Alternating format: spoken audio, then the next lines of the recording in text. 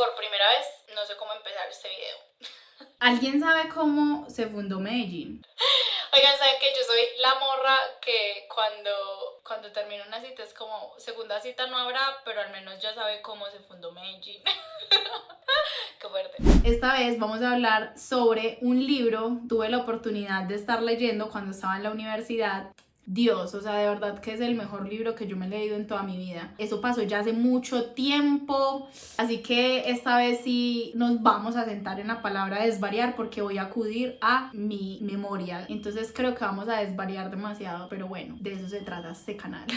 Recuerdo que el libro hablaba sobre el momento en el que los españoles llegan al valle en donde hoy está sentado Medellín. Cuando ellos llegan por el occidente, específicamente por Boquerón. Las personas que están en Medellín de pronto que han tenido como la oportunidad de conocer este alto pues o este mirador, Boquerón de hecho tiene ese nombre porque es una parte de la montaña en donde tiene como una especie de ventanita pues o como de abertura, y desde esa abertura se logra ver todo el valle de Medellín. Entonces cuando ellos llegan venían específicamente desde Santa Fe de Antioquia y se encuentran con el valle. En el valle estaban asentados, ya había una población nativa que eran indígenas, principalmente aburraes, ebéjicos, peques y no recuerdo el nombre de los otros, pero bueno, en todo caso pues habían unos asentamientos indígenas pues en todo lo que hoy nosotros conocemos como el valle, y pues bueno, los españoles obviamente hicieron lo suyo, se apropiaron del territorio y estos grupos indígenas finalmente pues los desplazaron, otros se quitaron la vida, otros hicieron resistencia, pero bueno, finalmente digamos que la colonia española logra pues como asentarse en el territorio, que era bastante llamativo porque el valle de Medellín, las personas que somos de acá sabemos a qué voy a hacer referencia. Medellín está como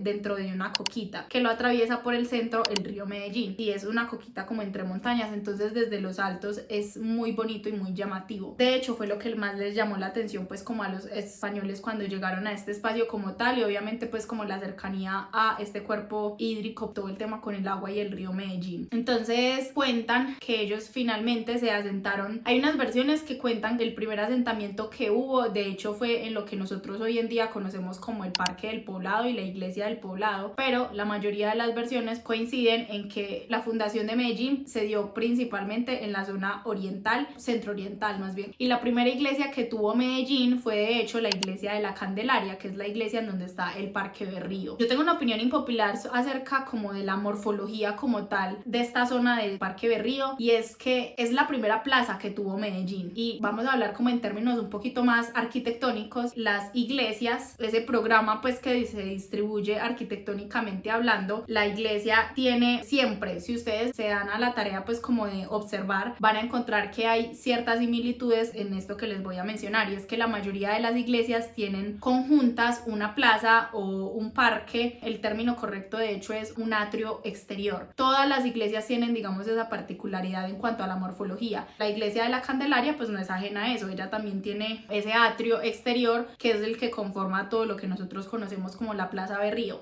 Mi opinión impopular es que siento que es una plaza que está fracturada, pues o fragmentada más bien, y el causante de esa fractura es para mí la estación del metro de Parque Berrío. Siento que visualmente genera un rompimiento como en esa dinámica de plaza, porque si bien no la atraviesa por el centro, sí la atraviesa como antes de que se termine la plaza, entonces no sé, como que visualmente genera ya ahí una barrera. Si tú te paras digamos desde las puertas de la iglesia de la Candelaria y miras hacia el resto de la plaza, ves como esa dinámica de plaza se rompe por esa estructura de la línea del metro. Entonces bueno, Medellín como tal digamos que tiene como esa, o tuvo más bien como esa ventaja frente a otras zonas del país en el tema del desarrollo, y es que es un paso obligado para toda la conexión comercial y económica que hay entre la zona norte del país, que es todo este tema de los puertos, hacia el interior del país. Medellín en ese momento se convirtió en ese paso obligado digamos como de toda esta dinámica de comercio, y eso le ayudaría a desarrollarse muy aceleradamente y a ser digamos la gran urbe que es hoy en día. Es una de las principales ciudades que tiene el país. Anteriormente, cuando los españoles llegaron al valle, ellos venían de Santa Fe de Antioquia Antioquia, que en ese entonces era la capital de Antioquia. Y con este crecimiento acelerado que tuvo la ciudad, pues finalmente Medellín se convertiría en la capital del departamento antioqueño. En ese crecimiento acelerado empezaron a llegar grandes empresas textiles, sobre todo, que fueron como la industria que por mucho tiempo sostuvo la economía de la ciudad, y en ese sentido muchas personas de otras partes del país y del campo empezaron a llegar a la ciudad en busca de oportunidades, empleo, en fin. En ese momento, digamos, la ciudad urbanísticamente hablando se concentraba pues como en todo lo que tenía que ver la zona centro, y rápidamente ven cómo es necesario pasar hacia el otro lado del río, que en ese entonces se llamaba otra parte, otro bando, otra parte. Bueno, voy a dejar el término correcto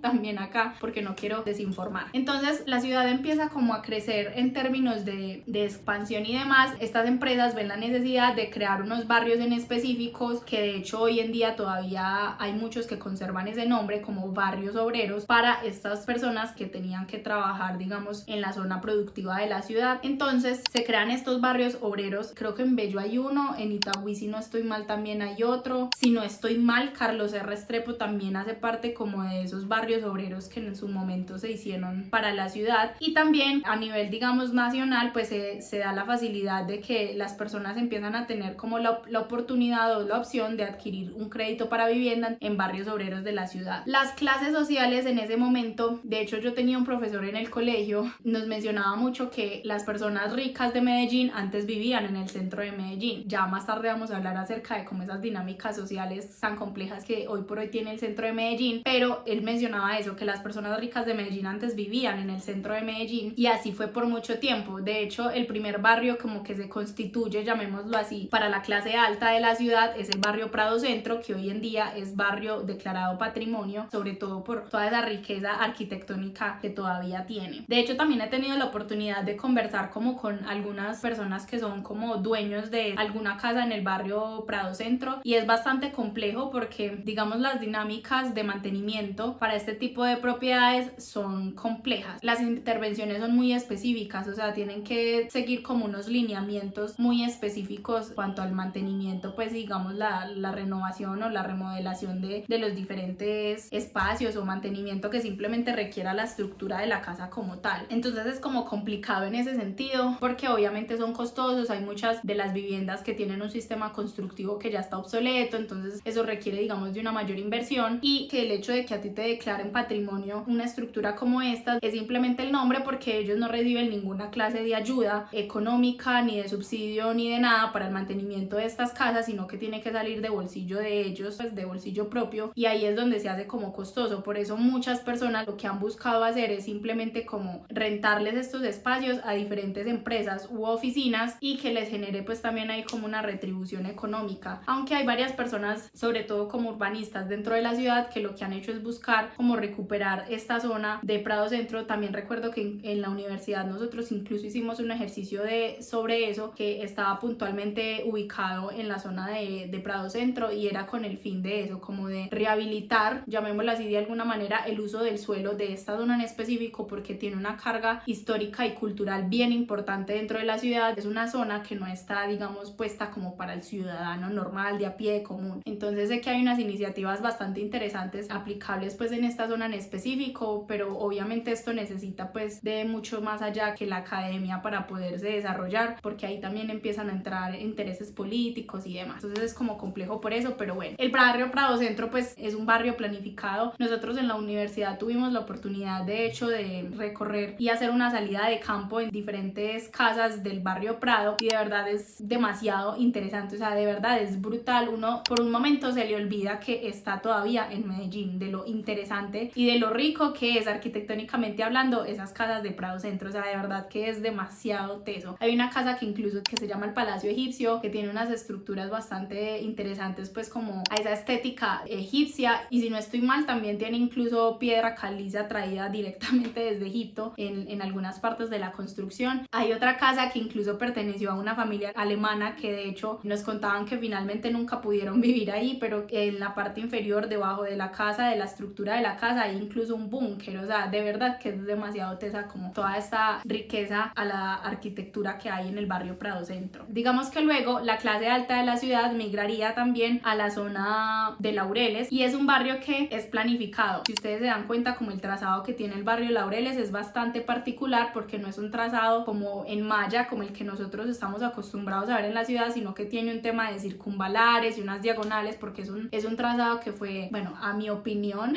en lo poco que tengo pues como conocimiento, digamos, en cuanto al urbanismo como tal, que rompe mucho como con la, digamos, precisamente como esa malla que está distribuida la ciudad como tal. Entonces, en su momento hubo un arquitecto, un urbanista que diseñó pues como todo este tramado del barrio Laureles, pero como les digo, para mí rompe mucho como con esa dinámica de expansión que tenía en ese momento la ciudad, que era simplemente como una malla a manera de cuadrícula. Pero bueno, así fue como se diseñó en ese momento el barrio Laureles. El trazado, pues sobre todo, que si no estoy mal, ese trazado también tiene declaración de patrimonio, pero el trazado solamente, no las casas como tal, sino el trazado, diferente a lo que sucedió pues en Prado Centro. Y durante mucho tiempo la clase alta se haría pues como a este espacio como tal. Mientras tanto, como les mencionaba, acá estamos separando, digamos, como el crecimiento de la ciudad en las distintas clases sociales. Por una parte estaba la clase alta, que primero estaba en la zona de Prado Centro, luego migra a Laureles. Por otra parte estaba la clase obrera, que era, digamos, que muchas de las empresas incluso crearon barrios específicamente para que la clase obrera tuviera la oportunidad de, digamos, de acceder a créditos de vivienda y, digamos, apropiarse de estas zonas en específico. Pero también había otra realidad, y es que en este crecimiento acelerado de la ciudad, Medellín empieza a posicionarse como un espacio, pues una ciudad de crecimiento, de oportunidades. Muchas personas migran de otras partes del país, sobre todo del campo, para la ciudad en busca precisamente de eso, de oportunidades laborales, económicas, en fin. Y lo que se presentó es que estas personas finalmente se asentarían en lo que nosotros hoy en día conocemos como las laderas de Medellín. Muchos de los barrios de Medellín, de hecho, son fruto de estos asentamientos. Por ejemplo, el barrio 12 de octubre, más o menos esta fue como la dinámica que tuvo. ¿Qué pasaba en ese entonces o cómo lo explica el libro? Es una de las realidades, porque también simplemente hay casos en donde las personas vieron un lote del cual podían hacer uso, del cual se podían aprovechar, se asentaron ahí, y con el paso del tiempo pues finalmente tienen como, digamos, la propiedad de este espacio como tal. Pero también, por ejemplo, sé de casos incluso cercanos en donde la iglesia, digamos, que tenía como una zona de territorio, pues un lote en específico, y lo que hacen es como dividirlo, o más bien parcelarlo en lotes un poquito más pequeños, y por mediante, digamos, dinámicas como rifas o por un valor económico pues bastante inferior, se los otorgaban a familias de escasos recursos o con unas necesidades, digamos, como más complejas. Como les mencionaba, casi siempre estas personas vendrían como del campo a la ciudad en busca de oportunidades, entonces esta era la única manera que tenían como de acceder a un lugar para residir o vivir dentro de la ciudad. Muchos de los barrios de Medellín se conformaron finalmente así. Como les mencionaba, sé que el barrio, por ejemplo, 12 de octubre es uno de esos barrios, pero bueno, en ese entonces igual esto representaría como un reto a nivel urbanístico dentro de la ciudad, porque son espacios que no contaban como, digamos, con esas normas de urbanismo en cuanto a la infraestructura y el orden como tal, porque no cumplirían como con el ancho mínimo de la sección de las vías, con espacios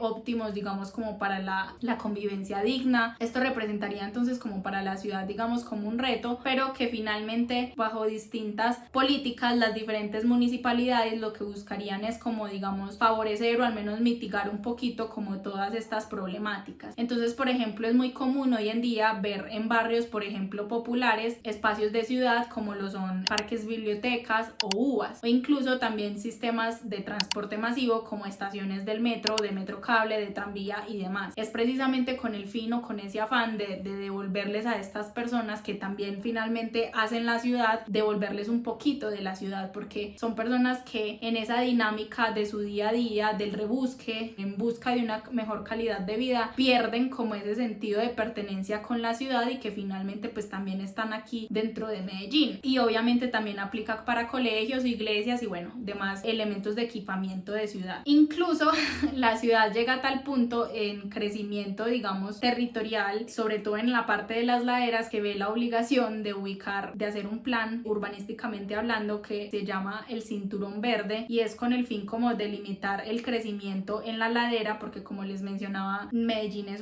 una ciudad que está desarrollada en una coquita, que literalmente es así entre montañas. Entonces cuando la ciudad se empieza a subir y a subir y a subir y a subir por la ladera, se ven obligados a generar, digamos, como este tipo de iniciativas que se llama el jardín circunvalar o cinturón verde, que es precisamente buscando que la ciudad crezca hasta un punto de la periferia, pero más allá de eso no pueda subir, porque de verdad que la ciudad tiene un crecimiento tan acelerado que es complicado. Bueno, ya digamos que en cuanto a dinámicas, pues en cuanto al urbanismo y el uso de las diferentes partes de la ciudad, pues hoy en día tenemos por ejemplo el barrio Laureles, que en su momento pues todavía conserva un poco, digamos, ese tema pues de que anteriormente era un barrio para las personas de mayor poder adquisitivo dentro de la ciudad, y aunque todavía hay familias, digamos, de ese porte dentro del barrio, este barrio se ha visto, digamos, muy perjudicado con todo lo que tiene que ver con el tema de la gentrificación, el turismo dentro de Medellín y demás, porque históricamente pues después de toda la oleada que tuvo de violencia en el país en general, pero también principalmente en Medellín, porque digamos que acá fue una de las precursoras pues de toda esta problemática social, se genera también como un cambio, una resignificación de lo que era en ese momento Medellín. Hoy por hoy Medellín es una ciudad que le apunta mucho como a todo el tema de la innovación, el turismo y de una cantidad de cosas que favorecen un montón el tema del turismo, pero que sin duda trae otro tipo de problemáticas como la gentrificación. Y el barrio Laureles en estos momentos es el barrio Laureles y el Poblado en estos momentos es uno de esos barrios de las zonas, digamos, como más perjudicadas territorialmente hablando, porque el tema de la gentrificación trae otras problemáticas detrás que pues todos los ciudadanos de Medellín hoy por hoy la sufrimos, pero por eso les menciono que territorialmente hablando, yo creo que ya el tiempo no nos da, pero en un próximo video podemos estar hablando de lo que significa el río Medellín, buscando también como dar un poquito más de conciencia, pero eso es tema para otro video. Déjenme acá en los comentarios si les gustó esta información, si ya la conocían, si tienen algo que aportar, y nos vemos entonces en otro próximo video. Bye.